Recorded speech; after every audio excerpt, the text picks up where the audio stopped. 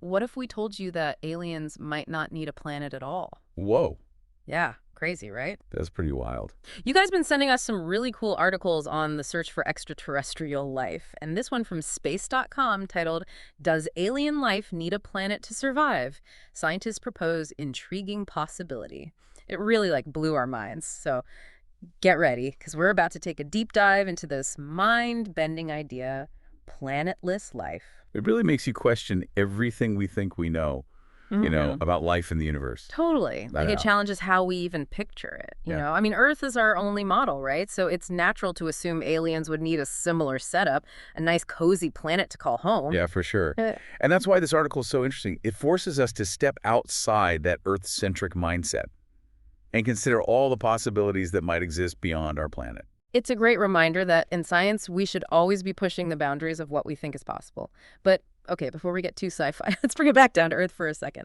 Literally, think about the astronauts on the International Space Station. Okay. They're living in space, but they're not exactly thriving independently, are they? Right. Good point. They're more like temporary visitors. Yeah. Completely reliant on Earth for all their resources, oxygen, food, water, you name it. Exactly. But it does highlight the fact that we can survive in space, Mm. even if it's with a lot of support. Totally.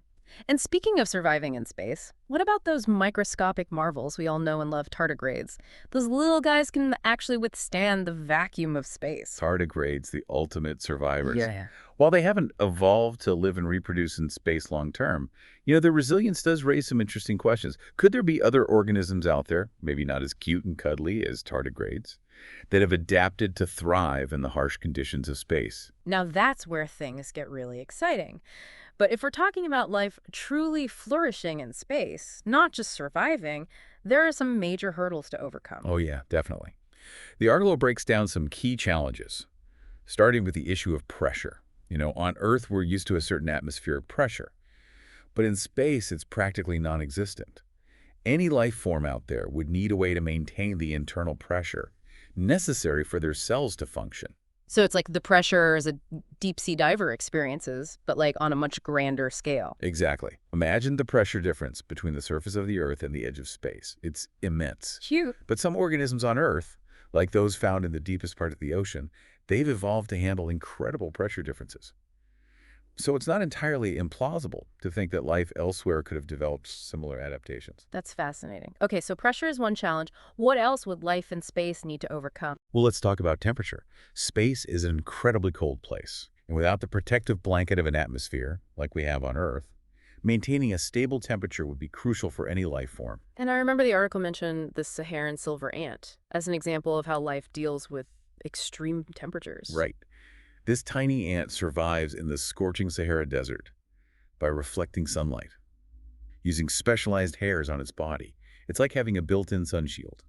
Now imagine a space-based organism with a similar adaptation.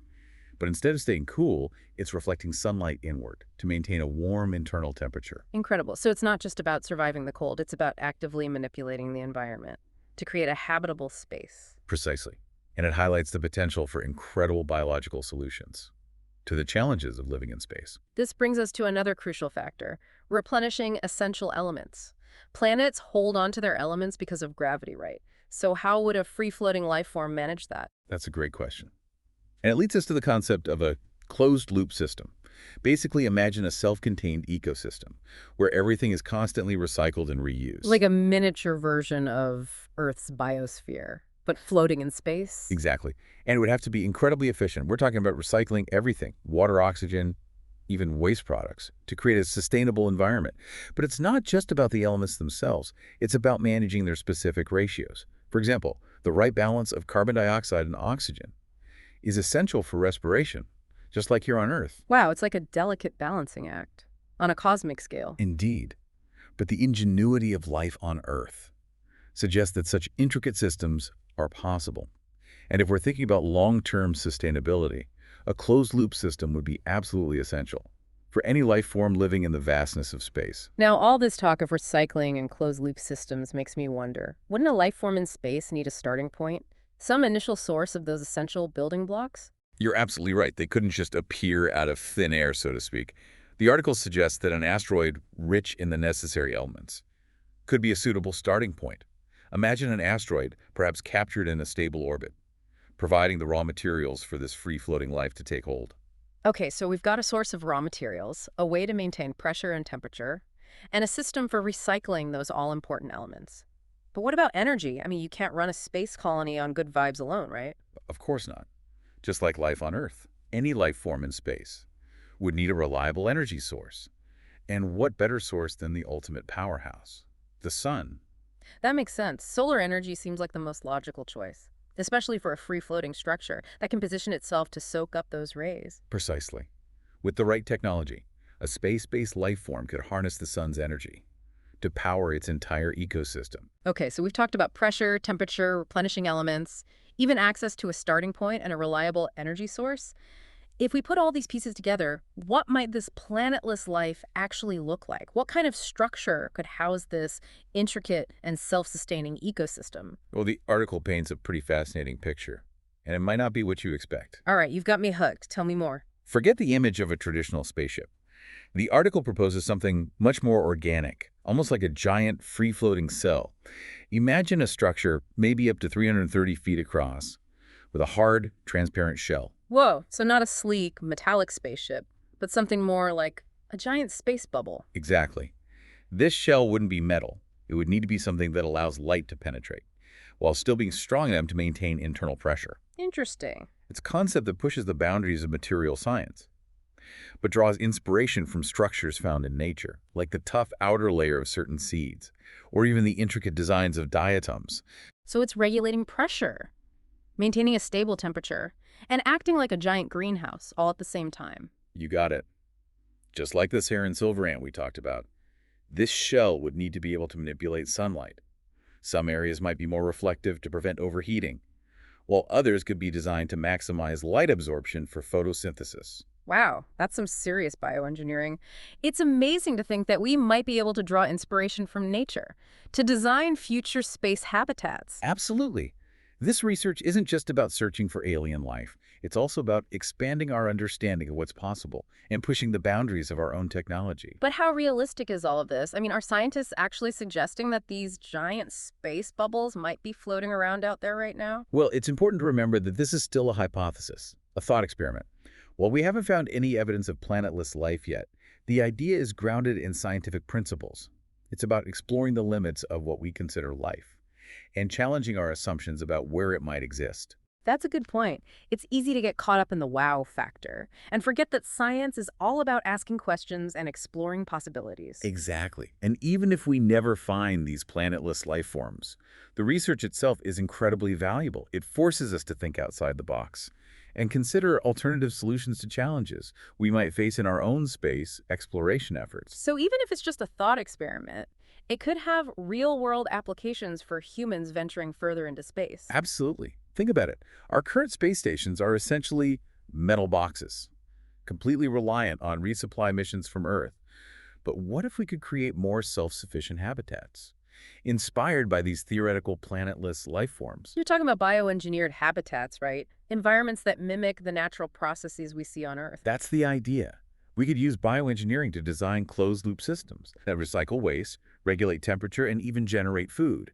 Imagine a space station that's not just a sterile metal box, but a vibrant living ecosystem, capable of sustaining itself for extended periods. Now that's a vision of the future I can get behind. Instead of those cold, metallic environments we see in sci-fi movies, we could have lush, green spaces filled with life. Even if it's far from any planet, it would be like bringing a little piece of Earth with us as we explore the cosmos. It's a compelling vision, and it's all inspired by considering the possibility of life beyond planets. So we started by challenging the assumption that life needs a planet. We explored the incredible challenges that planetless life would have to overcome, like pressure, temperature regulation, replenishing elements, and even finding a starting point and energy source. Then we dove into the mind-blowing concept of a giant free-floating space bubble, a bioengineered marvel that could sustain life in the vastness of space. It's been quite a journey. And it's a reminder that we've only just begun to scratch the surface of understanding the vastness and diversity of the universe. Exactly. Who knows what other wonders are out there waiting to be discovered? It really makes you realize how much we still have to learn about the universe and the incredible diversity of life that might exist within it. It is. It's a humbling thought. We often search for life that mirrors our own. But what if life out there has taken a completely different path, evolving in ways we can't even comprehend? Yeah, it's both exciting and a little bit terrifying. The universe is full of infinite possibilities. And the idea that life could exist without planets just throws open the doors to all sorts of incredible scenarios. And it raises some profound questions about our place in the cosmos. If life can exist without the traditional support system of a planet, what does that say about the resilience and adaptability of life itself? For sure. And what does it mean for the future of humanity? Could we one day create our own self-sustaining habitats in space, inspired by these theoretical planetless life forms? It's a really tantalizing possibility. Imagine a future where humanity isn't bound to Earth, but can spread out amongst the stars, creating vibrant ecosystems in the vastness of space. It might sound like science fiction, but the research we've discussed today suggests that it might not be as far-fetched as we think. I know I'll never look at the night sky the same way again.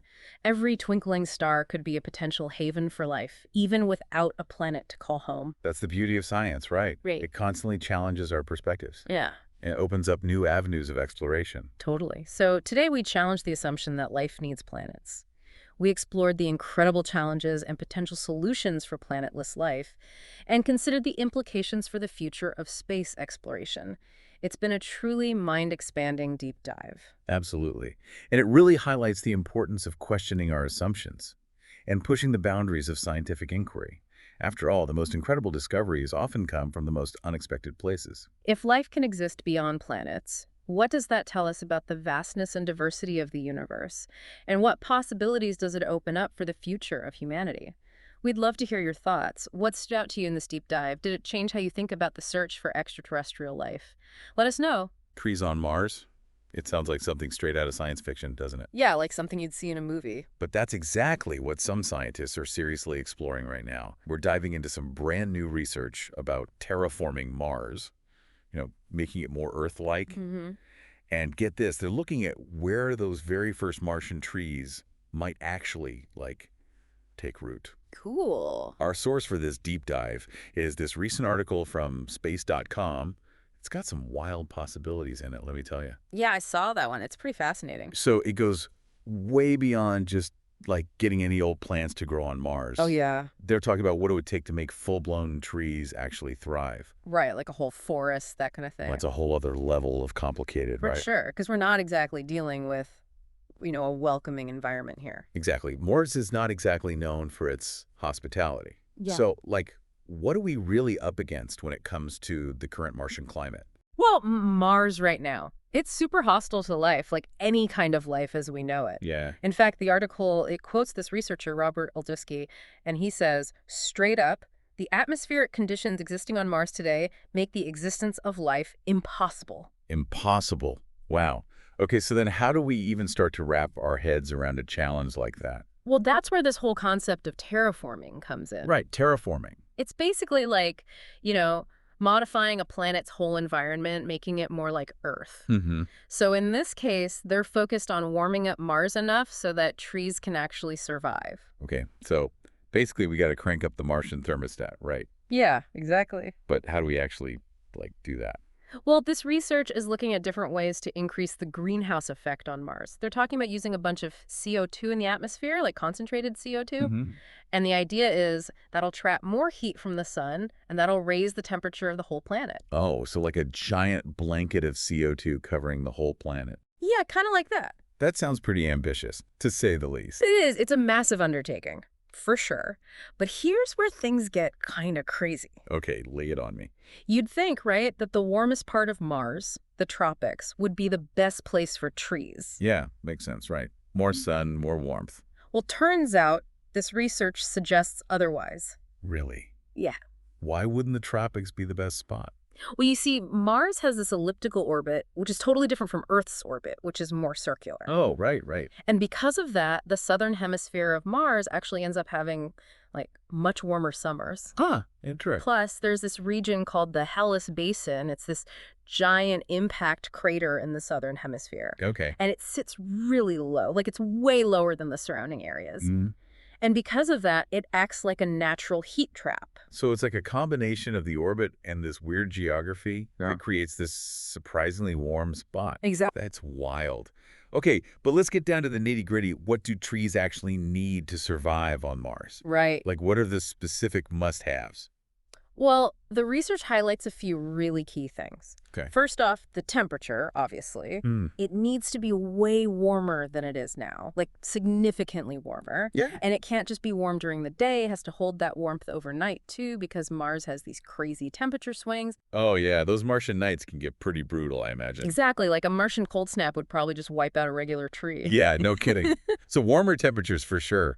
What else? They'd also need a growing season of at least 110 Martian days. 110. Yeah, they're called sols, Martian days. Right, souls. So it's like creating a Martian summer, but it has to be long enough for the trees to actually, like, thrive? Like a Martian summer vacation for trees. I like it. Okay, so warmth and time. What about the other essentials? You know, like water, CO2 levels, all that stuff. Yeah, you're right. Those are super important, too. But the main focus of this research is temperature.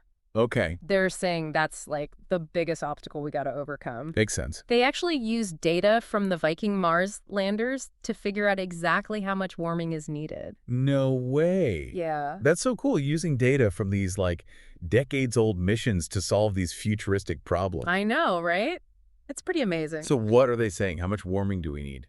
Well, the numbers show that we'd need to raise the average temperature in that Hellas Basin area, that crater we talked about, Mm-hmm. by a lot, like a significant amount, to make it even remotely suitable for trees. Wow, okay. And the research, it outlines like specific temperature ranges that they've identified as being ideal. So pretty precise targets then. Mm-hmm. So let me ask, what kind of trees are we even talking about here? Like, what could actually survive in a place like the Hellas Basin? Right. And what about oxygen? We haven't even touched on that, but that seems pretty crucial, right? You're absolutely right. Oxygen is a huge factor. Yeah. And the article, it does mention that too. Okay, good. But as for the trees themselves, they're looking at types that can handle like harsher conditions. Okay. Things like conifers, like pine trees and firs. Oh, so we're picturing a Martian forest full of, like, evergreens. Yeah, something like that. It's starting to feel a little more real now, not just like a sci-fi fantasy. I know, right? It's exciting to think about. It is. But even with those tough trees in that perfect spot in the Hellas Basin, we're still talking about a ridiculously massive task. Oh, absolutely. I mean, transforming a whole planet is no joke. And this brings up another point, like, how does this whole idea of a Martian tree line compare to what we see here on Earth? Yeah, that's a good question. See, on Earth, the highest tree lines are usually in the tropics. Right, where it's warmest. Exactly. That's where you get the most consistent warmth and sunlight. But you said earlier that the Martian tropics aren't ideal because of that wacky orbit. Yeah, exactly. So are we basically flipping the script on how we think about tree growth? Kinda, yeah. I mean, the conditions on Mars are so different from Earth. We have to rethink our whole understanding of what a tree needs to thrive. Wow. We can't just take what we know from Earth and apply it directly to Mars. It's like we need a whole new rule book for tree growth, like Martian Tree Growth 101. Yeah, exactly. A whole new set of rules. This really shows just how complex and challenging this whole terraforming thing really is. Oh, it is. But it's also, like, incredibly exciting to imagine the possibilities. Like, if we could actually pull this off. Hold on. I have so many questions about the if part of that statement. I know, right. And that's exactly what we're going to be diving into next. If we could pull this off, what would a Martian forest even look like? Yeah, okay, now we're talking. Would it be like those lush rainforests we see on Earth? That's where I want to go with this. Or would it be something totally alien, Yeah, right. Like, what would it actually look like? Well, this research doesn't really dive deep into the whole aesthetics of a Martian forest, but it does throw out some pretty cool possibilities. Oh, really? Okay, like what? They say those first Martian trees might actually be genetically engineered. Genetically engineered trees. Yeah. Well, hold on. So we're not just talking about planting Earth trees on Mars. We're talking about, like, creating a whole new type of tree. Exactly, like specifically designed for Martian life. Okay, that's next level. Right, so they might need things like enhanced radiation resistance. Oh, yeah, makes sense. Maybe the ability to pull water from the thin Martian atmosphere, Wow. or even like bioluminescent properties so they can use that weaker sunlight. Bioluminescent trees. Whoa, hold on. Stop the presses. Yeah. That's a sight I'd pay to see. Right. Imagine like a Martian forest glowing in the dark. It'd be incredible, wouldn't it? It'd be like something straight out of Avatar. Yeah, exactly. Okay, but think about what that would mean for like future human settlements. Oh, absolutely. If we could create these self-sustaining forests, they could give Yeah. us oxygen, building materials, maybe even food. It's like building a whole new ecosystem from scratch, like a Martian biodome. Right, and we could live in it. Exactly. That's wild. Yeah, it's a long-term goal for sure. Yeah. But this research is saying it's not totally impossible. Okay, so how are they figuring this stuff out?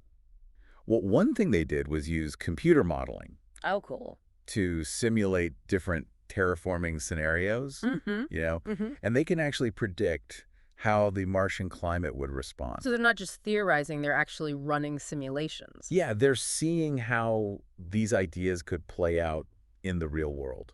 Okay, that's impressive. Right, and their models are suggesting something really interesting, What's that? that warming up the Hellas Basin Mm-hmm.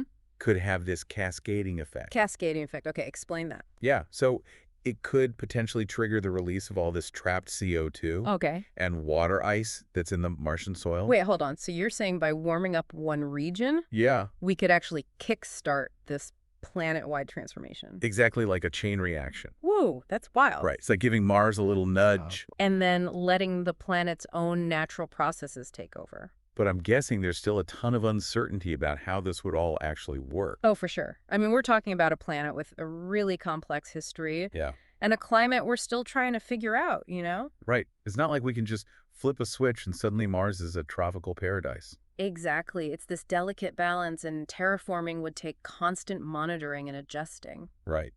We got to be careful not to mess things up even worse. Exactly. Like, imagine if we accidentally trigger this runaway greenhouse effect, Oh. and Mars gets even hotter and more inhospitable. Okay, nobody wants that. Right. So it's not just about engineering, it's about planetary management, like on a grand scale. Yeah, you're talking about a huge responsibility. Huge. And that brings up another massive question. Okay, I'm listening. Who actually gets to decide if and how we terraform Mars?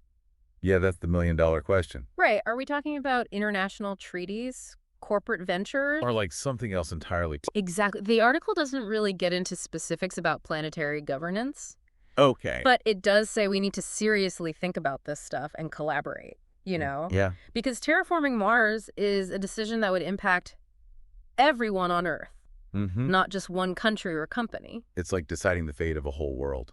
It is a lot of pressure. That's heavy. And we haven't even talked about the cultural and philosophical side of this. Oh yeah, like what? Would terraforming another planet be seen as an act of creation Mm-hmm. or colonization, you know? Right. How would it change how we see ourselves in the universe? Okay, now you're really making me think. Right. It's not just about the science and logistics, it's about our values and beliefs too. Exactly. Terraforming Mars isn't just a technical challenge, it's a philosophical one. Wow, I like that. And there's one more layer we need to talk about. Okay, hit me. What about the risks? Risks, like what could go wrong with trying to transform a whole planet? Well, for starters, we don't actually know if it would even work. It's possible we could spend centuries on this, Yeah. pour tons of resources into it, and Mars just goes back to how it is now. So we end up right back where we started. Exactly. That's kind of depressing.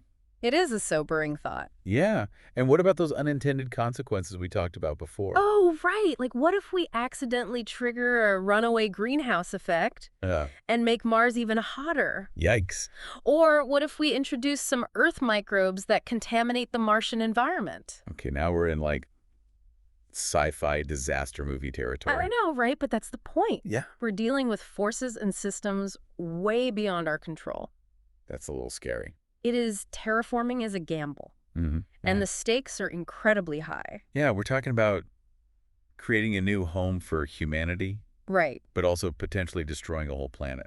Exactly. This is definitely taking a turn. Right. I'm starting to see why this topic is so controversial. Yeah. It's not just about planting trees. Yeah. It's about weighing those benefits against the risks Mm-hmm. and all the ethical questions. Yeah, exactly. So where do we go from here? Whoa. We've talked about the possibilities, the challenges, the risks. Yeah. Is there any way to approach this responsibly?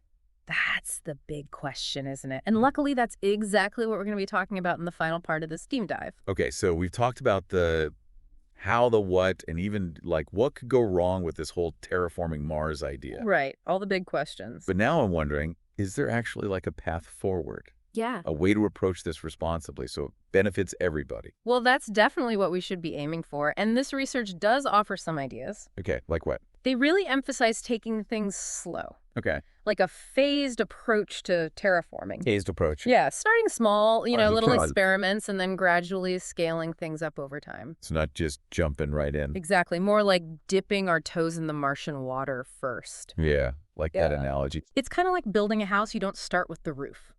Right, got to build the foundation first. Exactly. So in this case, that foundation might be like creating some enclosed biodomes Oh, okay. All right, or testing out different terraforming techniques, but just on a small area of Mars. so start small, gather data, see what works, what doesn't, Right, exactly. and slowly expand from there. It's a much more cautious approach than what we usually see in sci-fi movies. Yeah, no kidding less about rushing to turn Mars into Earth 2.0. Right, More about taking it one step at a time. exactly. A slow and steady kind of process. But even with that approach, there are still so many questions like, who gets to make those decisions? Yeah, that's a big one. And the research really stresses the need for international cooperation. Okay. Like, we need some kind of global framework for how we manage a planet.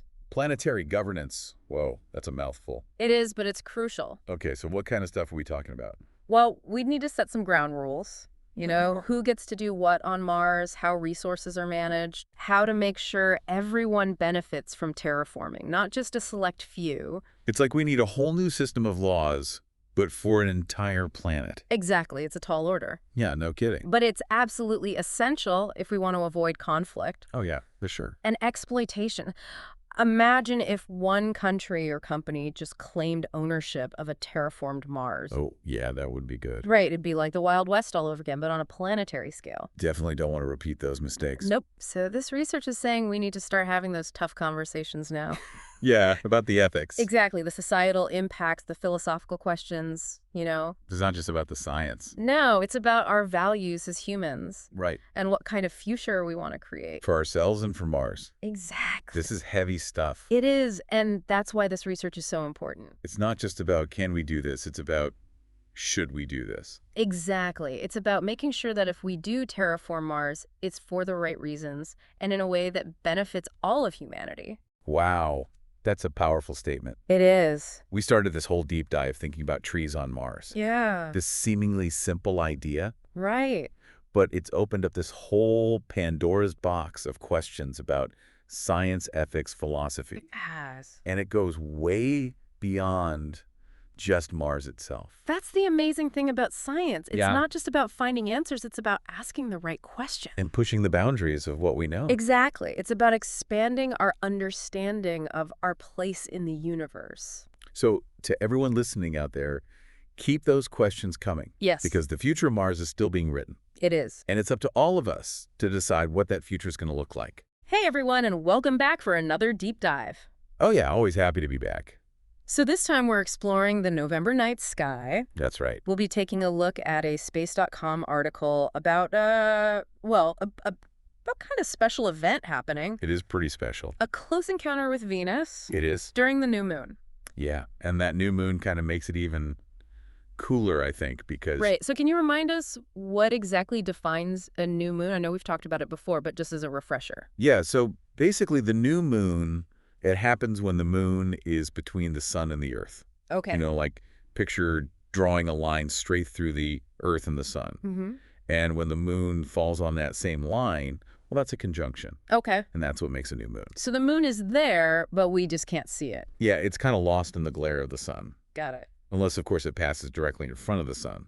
Oh, right. Which would be a solar eclipse. Exactly. But that's not happening this time. No. This time it's all about this encounter with Venus. That's happening a few days later, right? Yeah, the new moon is on November 1st at 8:47 a.m. Eastern Time. Okay. And then a few days after that, Venus will appear really close to this thin crescent moon in the sky. Oh, wow.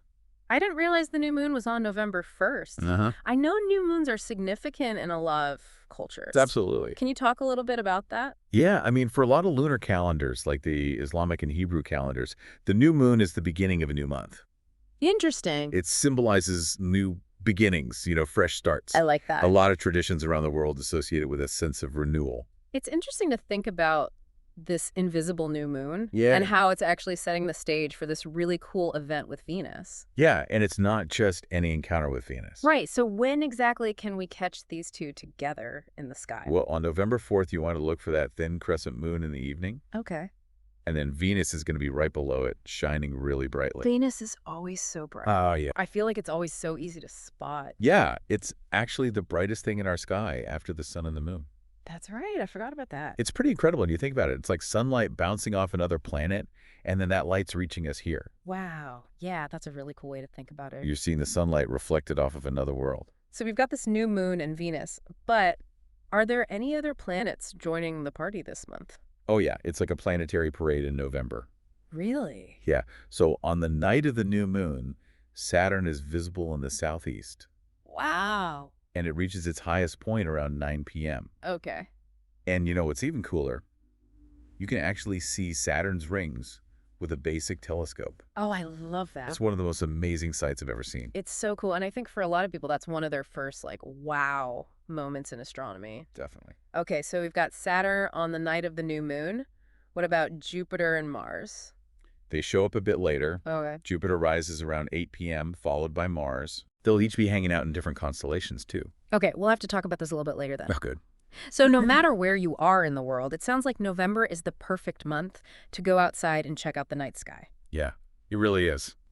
But I do have a question. Are there any differences between what sky watchers in the northern hemisphere versus the southern hemisphere will see? Yeah, you know, it's interesting. They both get to enjoy the same show, but the perspective is a little different. Makes sense. Like, for example, in the southern hemisphere, Venus is going to appear higher in the sky, Okay. and Mercury, which is usually pretty hard to see, Right. it'll actually be easier to see in the southern hemisphere than in the northern hemisphere. Ah, so it's like different views of the same show. Yeah, exactly. And what about the other planets and the constellations? Well, they look different from the southern hemisphere too. Absolutely. Okay. So, for example, Saturn, Yeah. that's going to be shining bright in the northeast for those in the southern hemisphere, and it reaches its peak around 9 p.m. there, too. Wow. It's really fascinating how your location on Earth gives you a totally unique perspective on the universe. It really is. Yeah, it's pretty amazing. So we've talked about planets, but I'm thinking we need to talk about the constellations. Oh, yeah, the constellations for sure. Because there's so much more to the night sky than just the planets. Yeah, you know, those connect the dots in the sky. They've captivated humans for, like, centuries. I know, it's amazing. It's like celestial storybooks, you know, I like that. filled with all these myths and legends. So where should we start our constellation tour? Well, we've got to start with Orion. Orion the Hunter. It's a classic. I remember learning about Orion when I was a kid. Yeah, it's super easy to spot, especially in November, Yeah. and especially in the northern hemisphere. That's right. It's a real gem, and by late evening, you can see it shining bright, Oh, yeah. along with Taurus and Gemini. Oh, that's right. They're all kind of close together. Yeah, they're like neighbors in the sky. Even as a kid, I could always pick out Orion's belt. Oh, yeah, those 3 stars in a row. Yeah. Classic. Yeah, what are those 3 stars called again? Okay, so from east to west, you have Alnilam, Alnitak, and Mintaka. Okay. And once you find the belt, you can trace out the rest of Orion. Oh, that's right. You can find his shoulders, his legs, even his club and his shield. Okay, so if you're ever lost in the sky, just find Orion's belt. Yeah, exactly. It's a good starting point. What about Betelgeuse and Rigel? Oh, those are some of my favorites. I know, they're like the 2 super bright stars Yeah, they're amazing. in Orion. So where do they fit in? Okay, so Betelgeuse is a red Supergiant, Okay. and it marks Orion's right shoulder. Oh, okay. Can you imagine a star so big that if it were in our solar system, it would reach out to Jupiter's orbit? Whoa, that's huge. It's massive. And Rigel. So Rigel is a blue Supergiant, and it marks Orion's left foot. Okay. And it's even brighter than Betelgeuse, even though it's further away. Wow, that's incredible. Yeah, they're both incredibly luminous. It really makes you appreciate how much is out there. Yeah. It's not just like dots in the sky. These stars are like Uh-huh. huge and powerful and They have their own stories to tell. yeah, exactly. It's amazing. So what other constellations should we look out for around Orion? Well, just above Orion, you'll find Perseus. Perseus? Yeah, the mythical hero. Okay. And nearby, you can see Taurus the bull. Oh, yeah, with the reddish star Aldebaran. Exactly. And if you have really dark skies, you might even see the Pleiades star cluster near Aldebaran. The Seven Sisters. Yes, exactly. I love that one. It looks like a tiny little jewel box. It's beautiful. Yeah. And then in the northeast, you can find Capella. Capella. Yeah, it's the brightest star in Auriga, the charioteer. Huh? So it's like another little family up there. That's right. I forgot about that one. Yeah. It's interesting how some of those constellations are grouped together like that. Oh, yeah, totally. They're like celestial families. Yeah. Are there any other constellations that are kind of related in that way? Oh, there's so many. Yeah. It's like a whole celestial family tree. I love that. So one that I think is really interesting is the Argo Navis family. Okay, I've never heard of that one. Yeah, it was actually one massive constellation Wow. that represented the ship Argo from Greek mythology. Oh. But it was so big, they ended up dividing it Oh. into 3 smaller constellations. Really? So you have Carina, Puppis, and Vela. Oh, wow. I'll have to look for those. Yeah, they're pretty cool. So that was a lot about the Northern Hemisphere. Yeah. What about our friends down south? The Southern Hemisphere. Yeah, what constellations can they see? Oh, they have some amazing sights down there. I bet. So by 8:30 p.m. on November 1st, the Southern Hemisphere sky is beautifully dark. Perfect for stargazing. Exactly. Perfect for stargazing. And one of the first things you'll see is Antares. And Antares. Yeah, in the west-southwest. Oh, the heart of Scorpius. You got it. Another red supergiant. Yes, just like Betelgeuse. I love those red supergiants. They're so cool. They have such a distinct color. Yeah, totally. And then if you look further south, you'll see Rigel Centaurus, Rigel Centaurus. also known as Alpha Centauri. Oh, wow. Our closest stellar neighbor. That's right. It always gets me thinking about, like, Yeah. other planets that could be out there. And maybe even life. The possibilities are endless. I know. It's so exciting. All right, so then as you look towards the southeast, Right. you'll see Canopus close to the horizon. Canopus. Yeah, it's the brightest star in Carina, Okay. which is the ship's keel. Oh, right. One of those constellations from the Argo Navis family. Exactly, we're seeing those family connections again. That's so cool. Yeah, so Canopus is a bright one, and about halfway up the sky from Canopus, you'll see Achernar. Achernar. It's a bright blue-white star at the end of Eridanus the river. Okay. And then even higher, almost directly overhead, you'll see Fomalhautes. Fomalhaut. Yeah, it's the alpha star of P.C. Austrinus, Wow. southern fish. So many cool constellations. It's amazing, right? Yeah, it sounds just as captivating as the Northern Hemisphere. Oh, yeah, absolutely. Just a different set of stars and different stories. Different perspective. That's what's so cool about it. So as the night goes on, are there any other familiar sights? Yeah, so in the east, Canis Major will rise. Canis Major, the big dog. And with it comes Sirius.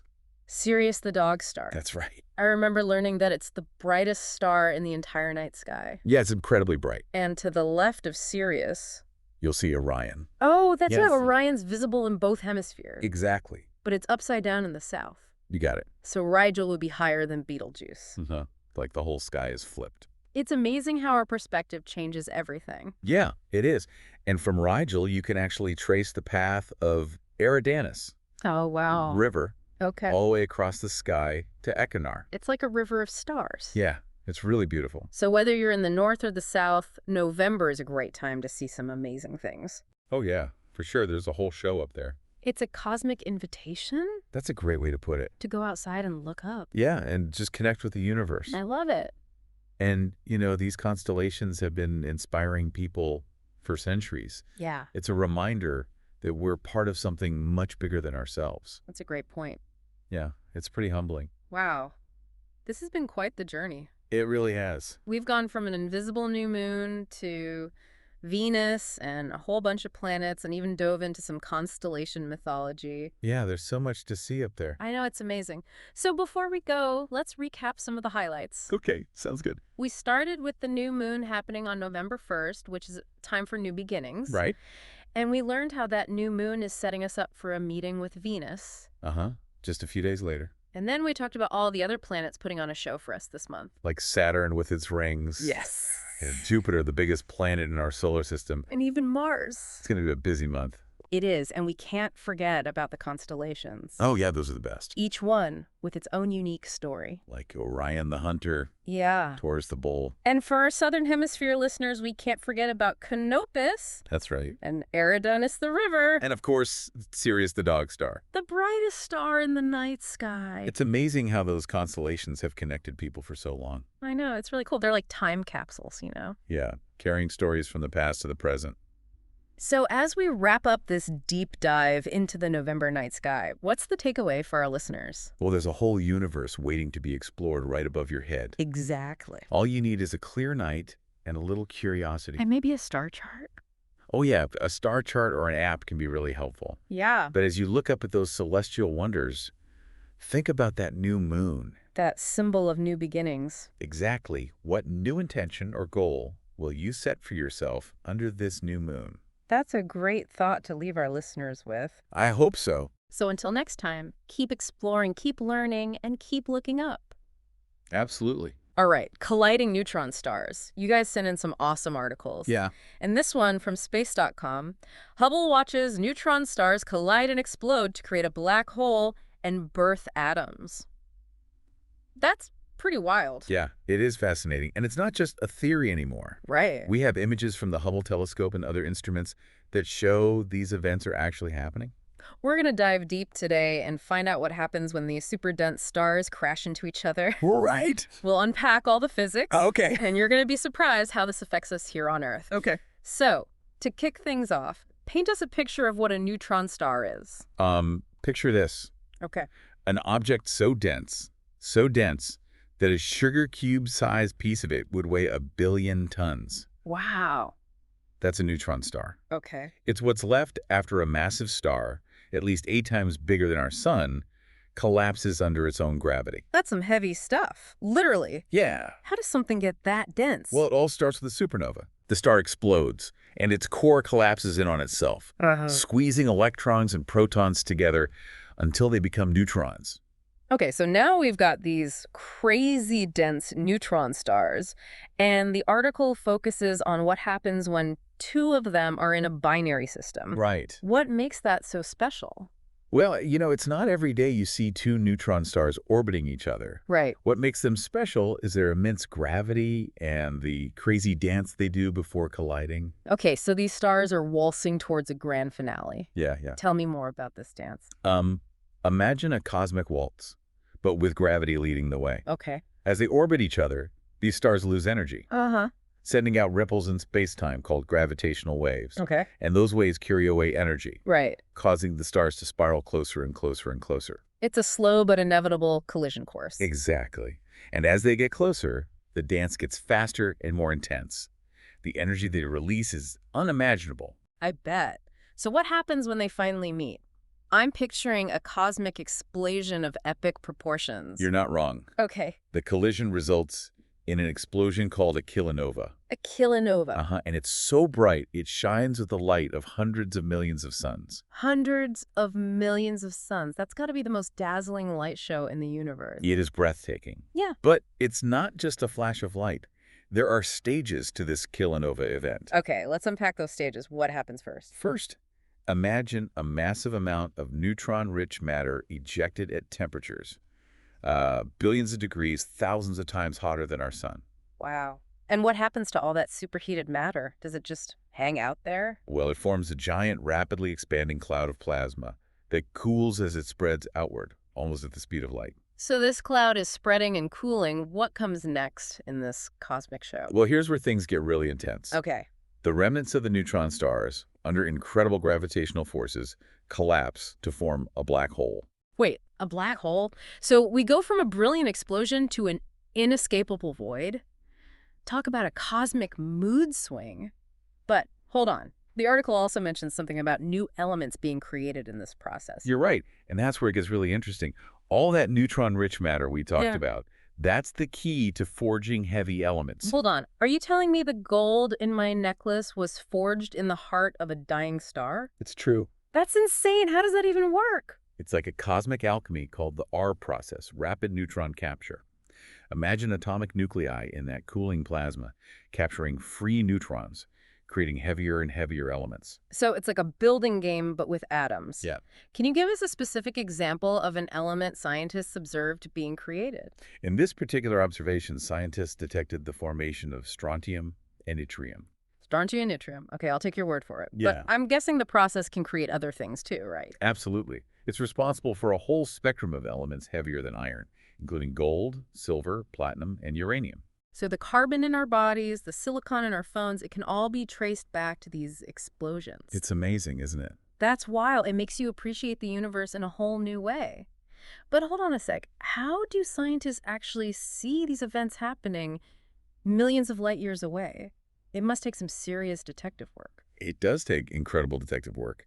And it's not as simple as like pointing a telescope at the sky and waiting for fireworks. Right. It takes a global team effort. So walk me through it. How do they track these kilonovas? Well, think of it this way. Like, imagine trying to film a movie, but you can only take snapshots from different angles at different times. Okay, I see the problem. You'd miss huge chunks of the action. Exactly. So how do they get around that? By coordinating observations from Mhm. telescopes all around the globe. Okay. As one telescope's view gets blocked by the Earth's rotation, another one takes over. It's like a giant game of cosmic catch, passing the baton around the world. And I'm guessing Hubble plays a key role in this game, right? Ah. Being up in space, it's got the best seat in the house. Exactly. Mm. Hubble is above the Earth's atmosphere, giving it a clear, uninterrupted view. Right. It captures crucial data that ground-based telescopes just can't get. So Hubble's like the VIP guest getting the close-up shots?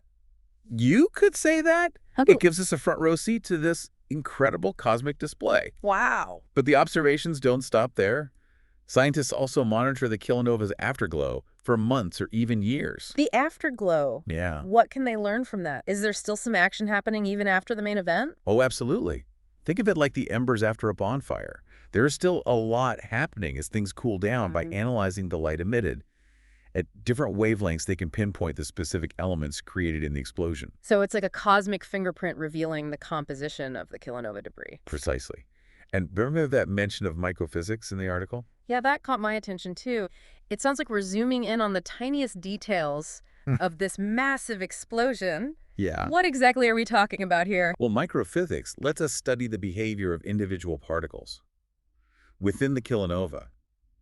Imagine witnessing the very moment gold atoms, the same kind in your ring, were forged. That's the level of detail scientists are getting from studying microphysics. No way. They can actually see the creation of atoms in real time. It's incredible, isn't it? That's mind-blowing. They can even measure the temperature of the matter at Oh. different stages of the explosion, Wow. giving us amazing insights into the extreme conditions out there. It's amazing to think we can learn so much from an event that happened millions of light years away and billions of years ago. It's like a cosmic time machine. But the article also touched on something else that really intrigued me, the possibility of harnessing the energy of a kilonova. Yeah. That sounds like something straight out of science fiction. It does sound like science fiction. Is that even remotely feasible? Well, given the sheer amount of energy involved, Yeah. it's hard not to let your imagination run wild. Right. I mean, these events are happening incredibly far away, and we're struggling to get to Mars. So how could we even begin to capture that energy? You're right. The technological challenges are immense. Yeah. It's almost unfathomable with our current understanding. Right. But remember a century ago, the idea of harnessing nuclear energy seemed equally far-fetched. Who knows what breakthroughs the future holds? That's a good point. So let's say hypothetically we could harness this energy. What could we do with it? The possibilities are almost limitless. Imagine the potential for space travel, powering entire civilizations, or even unlocking new realms of physics we can't even comprehend right now. It's both exhilarating and a little daunting, isn't it? Exhilarating and daunting. That sums it up perfectly. But even if that remains in the realm of science fiction, just the knowledge we gain from studying these events is invaluable. I completely agree. It's a reminder that we're all part of something much bigger, Right. connected to these events in ways we're only beginning to understand. This whole conversation has been truly eye-opening. It's humbling to realize that something as seemingly ordinary as the gold in my jewelry has such a dramatic and cosmic origin. And it makes me wonder what other incredible events are happening out there, just waiting to be discovered. We've been talking about these collisions and the discoveries, but what's the bigger picture? Why should we care about these events happening so far away? Well, it goes back to the idea that everything in the universe is connected. These events, as distant as they seem, have directly shaped the world we live in today. Can you give me an example? I'm having trouble wrapping my head around that. Well, think back to our conversation about kilonovas creating heavy elements like gold, silver, and platinum. Without those events, our planet wouldn't have the necessary ingredients for life as we know it. So we literally owe our existence to these cosmic explosions. That's incredible. It really is, and it just highlights how important it is to keep studying and understanding these events. Right. The more we learn about kilonovas, the closer we get to understanding the origins of our universe and our place within it. It's almost like looking back in time, witnessing the processes that created the building blocks of our world. Right. It's like having a cosmic time machine, Yeah. letting us peek into the early universe and unravel the mysteries of how elements were formed. Who knows what other secrets are waiting to be discovered? Maybe, as you mentioned earlier, we'll even find a way to tap into that incredible energy someday. It's a tantalizing thought, isn't it? But even if that remains in the realm of science fiction, the knowledge we gain from studying these events is a reward in itself. Yeah. It expands our understanding of the universe Yeah. and our place within it. I couldn't agree more. It really is a humbling reminder that even in the vastness of space, we're all connected, part of something much grander than ourselves. Well said. I think that's a perfect note to end on. So we've gone on an incredible journey today, from the death of stars to the birth of a black hole and the creation of the elements that make up our world. It's been an explosive deep dive into the fascinating world of neutron star collisions. Remember, this is just the beginning. Keep exploring, keep learning, and who knows, maybe you'll be the one making groundbreaking discoveries about these amazing events someday.